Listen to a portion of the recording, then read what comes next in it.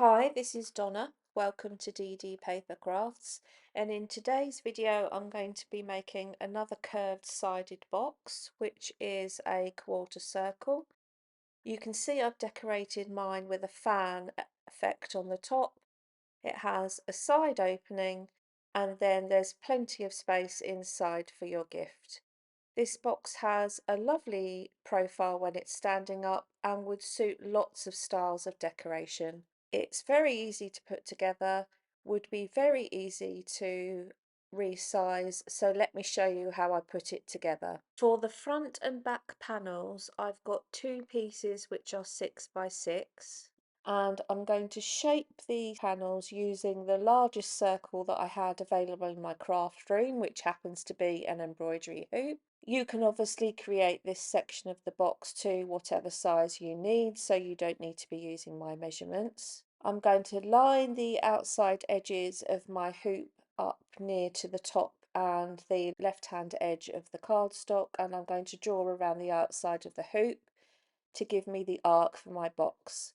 I'm going to cut this one out with my scissors and then use that as a template for my second piece. Once you've cut your art, you want to re-measure the sides of the panel because this will determine the piece you need for your base and for your side opening. The length of my cardstock now measures 5 7/8, so I've therefore got a piece which is 6 3/8 by 4 inches. Along the 5 7/8 inch side I'm going to score at half, and along the short side I'm going to score at half and 3.5.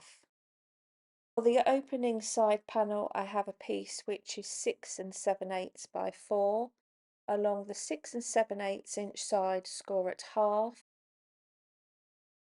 rotate and score at half, and along the 4 inch side score at half and 3.5.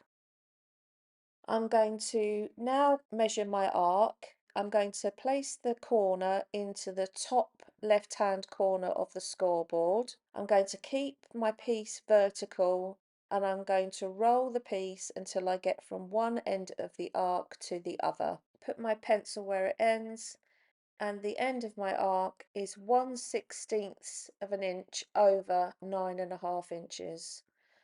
I'm going to cut a piece which is 9 5/8 to give me a little bit of leeway, and I can trim off the end if I need to. So this is 9 5/8 by 4 inches, and I'm going to score along the 4 inch side at half and 3.5. So here's our three pieces. The shortest piece is our fixed base. Fold and burnish all of the score lines. Take your scissors and cut away the intersecting left and right hand corners, and cut a wedge from the end of each of the glue tabs. Take the opening piece, fold and burnish along the 4 score lines, remove the bottom left and right hand corners and cut a wedge from the end of the bottom glue tab. Cut a wedge from the ends of the side glue tabs nearest the base glue tab.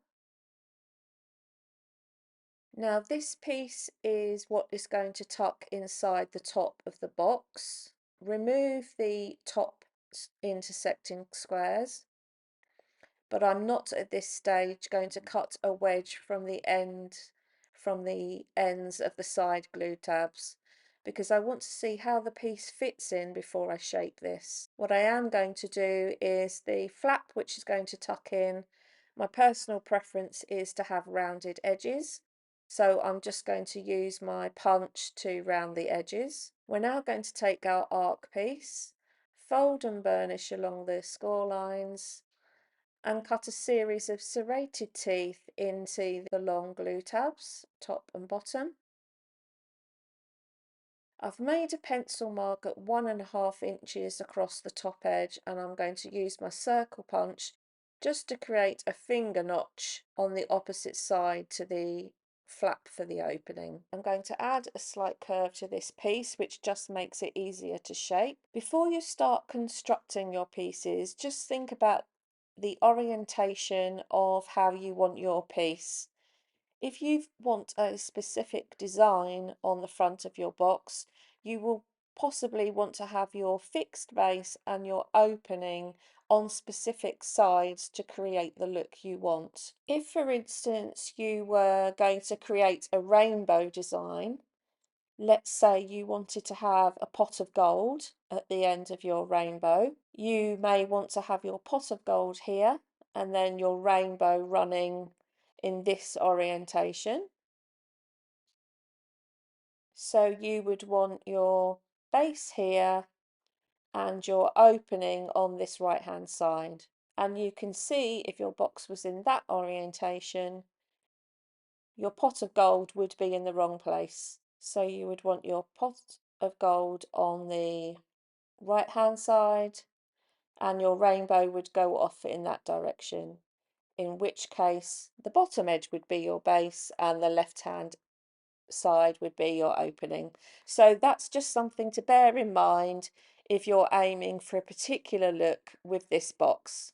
And then as a consequence, just bear in mind if you've got a finger notch where your finger notch is going to sit, you want it to be at the top and not at the bottom. So this is my base and this is my opening. I'm going to add my arc section to one of the panels. My finger notch is going to be at the top, so it's at the top of the opening. I'm going to glue from the opening downwards because the little bit of excess will then be at the bottom and I can trim it from there, which is not going to be seen. I'm going to use red liner tape in this instance, peel a portion of it back and start to add my piece onto the arc section. And I'm just pressing from the inside with my fingers.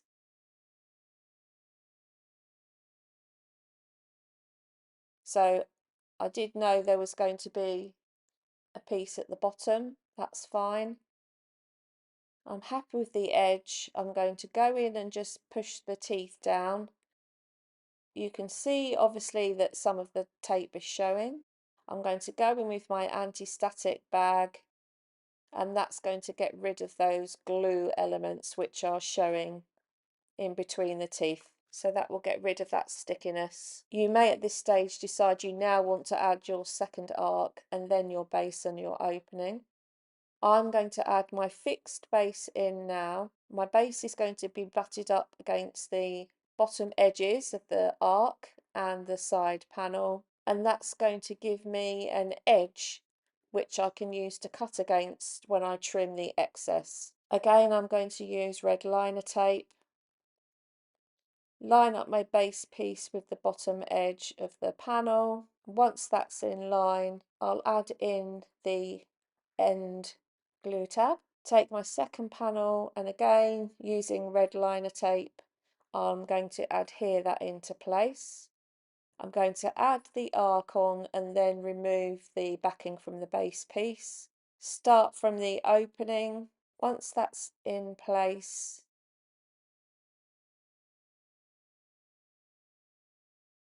I'm going to go in with my score tool and just burnish that down. Remove the backing from the base panel and finish adhering that side panel into place. Now I can go in with my craft knife or scissors and just trim away that overhang. I'll just trim that away. And again, I'm going to go in, burnish down the teeth and go in with my anti-static bag to get rid of the excess stickiness. I'm now going to add in the opening section, add tape to the base glue tab and sit that in place. Sorry, I'm slightly out of shot here. And once that's lined up and push in the side tabs, I'm going to check that that shuts. And I can see that what I need to do is just take the slightest wedge off of the ends of those side tabs. You can see that doesn't quite fit in properly. So I'm going to shape that slightly both sides, and you can see that now fits in really well. I've got a nice shaped box and it's now down to the decoration. Here's my completed box. I've added a fan onto either side, and this is from the fabulous fuchsia paper by Crafter's Companion, which is absolutely gorgeous. I've also added paper along to the arc and onto the opening panel, and I think depending on the design you chose to decorate the front and the back, it would make a lovely display piece. As I said at the beginning, it wouldn't be too difficult to resize this to suit your needs, and it's actually a quick project to put together. I hope you've enjoyed today's video. If you haven't done so already, please consider subscribing to the channel, and until next time, thanks for watching.